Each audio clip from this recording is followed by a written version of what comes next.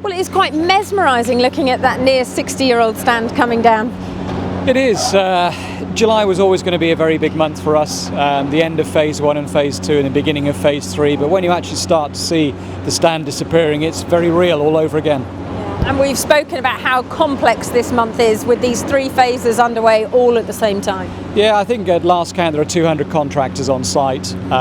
They're busily getting that phase 1 and phase 2, the Dom and South stands, fit for purpose, getting us ready for the first game against Brentford. And a lot of the guys are over there knocking the West Stand down at the same time. Well, you mentioned that first home game, the 15th against Brentford. It is rapidly approaching. The pitch looks great and the South Stand is coming on and the Dolman is nearly there. It is. Look, we've been with the contractors over the last few days, just looking at the final stages. They're still confident they're going to hand us the stadium at the end of this month in July. So we're fit for purpose and ready to go for the Brentford game. And looking at that Williams stand as it's coming down, as we've mentioned before, that it will look very different when the fans come back, but there is going to be a lot of change for fans and we want to hear from them. Yeah, I mean, there's going to be a big space where the Williams stand used to be. But yeah, I think that first match and probably the first 2 or 3 games really in both codes, there's a lot of change, there's a lot of new things, everyone's got to find their way to their seat, the real basics of match day. It's the same for the staff at the stadium as it is for the fans. So we're going to explore that new stand together, and we're looking for lots of fans' feedback on where we can improve and what enhancements we can bring. It shouldn't take us long to get through the building.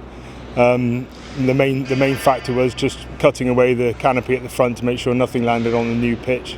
Yeah, we certainly don't want anything landing on the new pitch. It is quite a tricky phase, isn't it? It's difficult, this demolition project. Yes, the canopy was actually overhanging approximately about a metre over the pitch, so we had to prepare it very well and take all the signboards off because the wind wanted to catch the signboards and take them onto the pitch, so we had to prepare a lot. Once the good preparation is done, it won't take long to demolish. Now, you're a local company and a local lad, used to play for Bristol Rugby.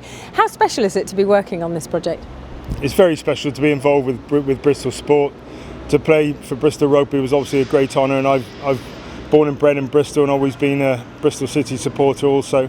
So I feel that it's everything happening with Bristol Sport in this stadium, the community all around Bristol, especially South, is really come together, and it's a good atmosphere.